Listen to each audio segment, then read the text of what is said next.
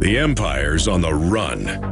Alex Jones and the GCN Radio Network. Do you owe the IRS money that you can't pay? Are tax liens and levies ruining your life? Are you tired of being afraid just to go to the mailbox? If this describes you, then Dan Pilla can help.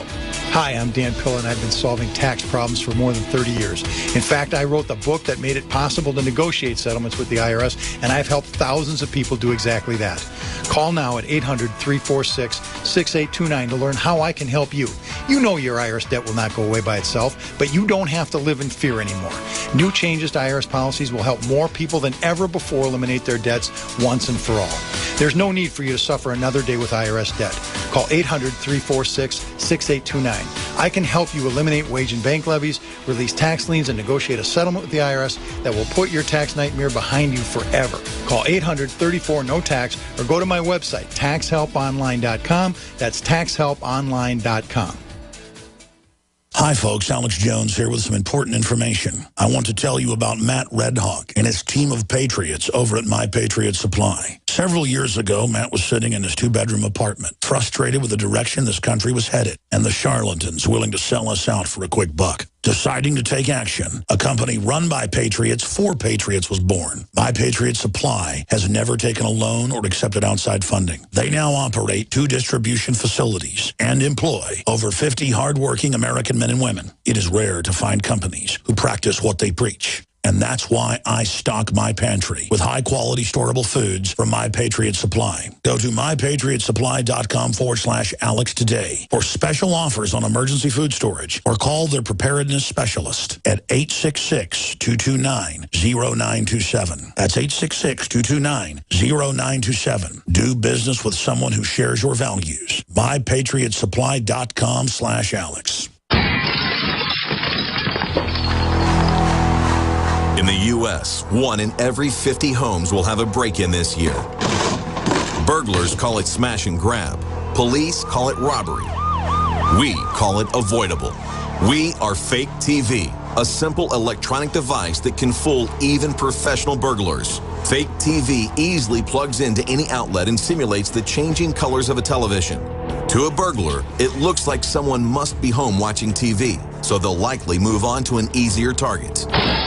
At only $29.95, Fake TV costs less than a month of most alarm monitoring plans and comes with free shipping. Order your Fake TV by calling 877-5-FAKE-TV or go to faketv.com. That's 877-532-5388 or faketv.com.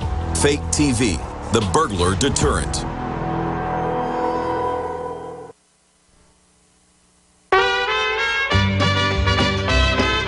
Don't worry. This show is documented. Alex Jones on the GCN Radio Network. Welcome back to the Alex Jones Show. I'm David Knight, and then this hour we're playing for you the report that premiered today on Infowars.com. I See Something. This is a Marine colonel that we heard about first about a year ago when he spoke out about the Department of Homeland Security building a domestic army, but it's about much more than that. And he talks about the corruption that we see and the corruption that he wants people to do something about. Let's go back to that interview with Alex Jones and retired Colonel Pete Martino. Is that I've said, as things collapse, and if Austin's burning, where we're talking today, I would want the police to put down riots and protect my house. The issue is, though, the globalists lit the fuse of this. The Federal Reserve devalued the dollar. They moved the world away from the dollar. They did this, and they think they're going to bring in the crisis and get total social control out of it. Mm-hmm. They engineered it. Mm-hmm. So when it all collapses, which probably is inevitable now, probably too late to reverse it. Ron Paul said that on my show, and I agree with him. We tried years ago. Mm-hmm. The people that engineered this need to get the blame and go to prison so it doesn't happen again. Instead, we're going to end up with the engineers of this, who certainly exacerbated it, getting more power out of the crisis they created. The old days, if you screwed up, you got fired or in trouble. Now they insulate themselves. So what I want to do, sir, because you're respectful and a nice guy, you keep throwing it back to me. I want to give you the floor now here for about 15, 20 minutes to get into all these incredible points that you bring up about the average Marine corporal. How much power do you want the president to have? And the centralization of control. Government as a racket. Smedley Butler. Noam Chomsky. I want to give you the floor here to address the viewers out there, Colonel, and really talk to folks. Because I think in the final equation, what you're getting at here is, this is all a discussion we got to have with ourselves, our families, everybody else. This is a societal evolution. We're going into the bottom of a decadence cycle.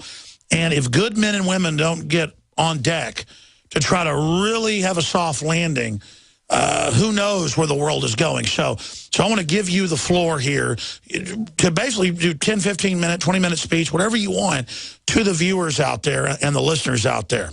Going back to the integrity issue, here's another mission statement from our IRS.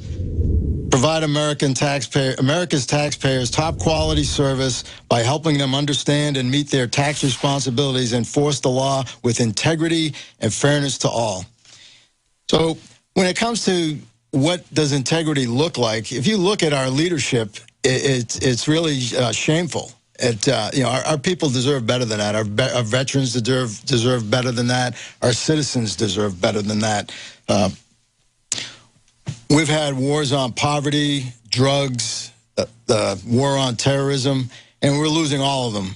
But we never see a war on corruption, a war on abuse of power, and a war on ignorance. Not illiteracy, but ignorance about what really goes on in this country. And I think, Alex, you do a great job of really, you've hit it right on the head, InfoWars. It's all about controlling information. And, people just don't get the facts. They don't get the information. They don't really know what's going on out there. And so I think that a war on ignorance is about teaching people, how vulnerable they really are toward mind control, manipulation, and so on. I read years ago that there was actually a psychology professor, of all people, whose class decided to do an experiment on him.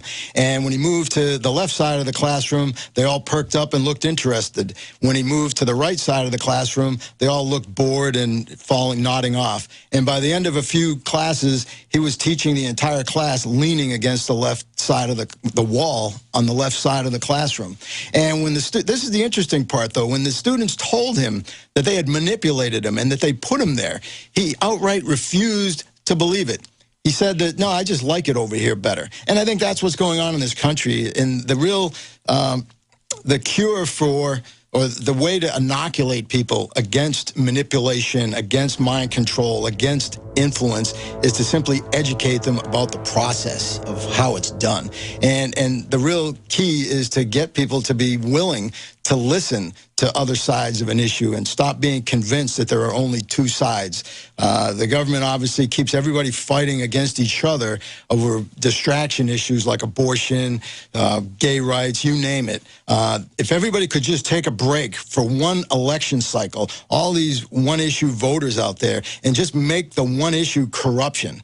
And regardless of where your politicians stand on your particular issue, if you can't trust them, then why are they your poster child? Why would you want to send somebody to Washington who is lied to your face? If you were an employer and an employee lied to you, stole from you, how long would they last? If you had a neighborhood watch, would you give all the weapons to the one person in the neighborhood who lies to everybody, who you can't trust, who's actually stolen from people? And so that's one of the things that concerns me, and I think it's really that war on ignorance and really reminding people or educating people as to just how much corruption has gone on in this country.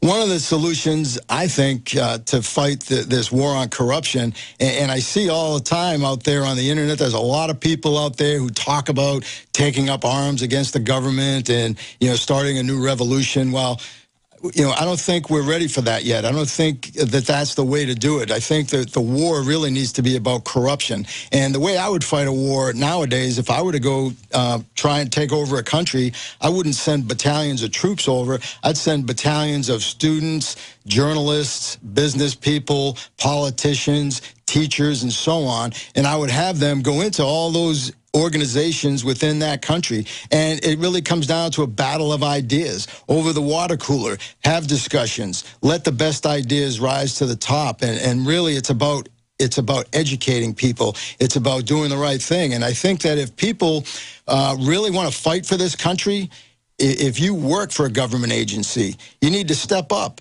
And you need to look around, read your mission statement. If you're acting in conflict to that, then do something about it. If you're told not to, then go to your supervisor, go to your supervisor's supervisor. Until the time comes when enough people band together to turn some of these agencies around and we start demanding that people be held accountable. One of the things that bothers me about abuse of power is it causes so much damage. When you kill or abuse one innocent person, it creates 10 new enemies. And I think that's what we do with this global war on terrorism. I think that's what we do with a lot of our police departments out there. You know, you always have that 10% in any organization that we talk about as, you know, the ones that are the problem children. But the reality is, a lot of times it's more than 10%. And in our government agencies, you know, that other 90% needs to, you know, clean up their house. And unfortunately, you know, a lot of times I think that 10% is at the top, so it's going to be hard. Another thing that I think might be a small first step is, wouldn't it be nice if somebody would sponsor a bill and we passed a law to add the oath to tell the truth to the oath of office? And what that would mean is, basically, anytime a politician or a government bureaucrat who takes an oath of office is speaking publicly or representing their office, whether it's to the people or the media, that they're under oath and that they're subject to the laws of perjury, subject to the penalty of perjury. And why don't we have mandatory sentences? And so I think if we could just clean up our politicians and bureaucrats, it's a small step because, you know, I'm sure they'd work around you know, lying to us. Maybe they'd just shut up, which wouldn't be a bad thing either. I'd rather have them not say anything than to just lie to us. But eventually, organizations, whether it's a military organization or unit, a company, a corporation, a bureaucracy, or a country, eventually organizations take on the qualities and characteristics of their leaders. There's an old saying that an army of deer led by a lion is more to be feared than an army of lions led by a deer. And if you look at the people who are leading us, where are they taking us? When you look at some of the qualities of our leaders, we need to take a closer look of who's representing you. These are the people who represent us around the world. We had an ambassador to Belgium who was an accused pedophile. And there was an internal memo that was found or became public a while back that said that Howard Gutman would frequently try to ditch his security detail and solicit sex from prostitutes and minor children. And yet the investigation into that was quashed by high-level members in the State Department. Secretary of State Clinton at the time said that the first she heard about it was in the media. Now, my question is, okay, well, once you did finally hear about it, what did you do about it? Doesn't it concern anybody that the one person who's representing the entire United States to the people of Belgium could be molesting their kids? Mr. President, you're telling me that that's the best person you could find to be an ambassador for us, to represent us? Jeffrey Toobin said that Gutman was a Washington super lawyer who bought his ambassadorship through massive contributions to the Obama campaign. And Mr. President, you couldn't find a Secretary of State out of all the qualified people in this country who wouldn't have to read it in the newspaper that one of our ambassadors could be a child molester? Another thing that I'm curious about is, you know, these ambassadors that are political appointees. It's interesting that they never seem to end up in places like Benghazi or things like that. And if they did, I wonder if we'd spend more money to protect them or maybe make more of an effort to protect them if they were in danger.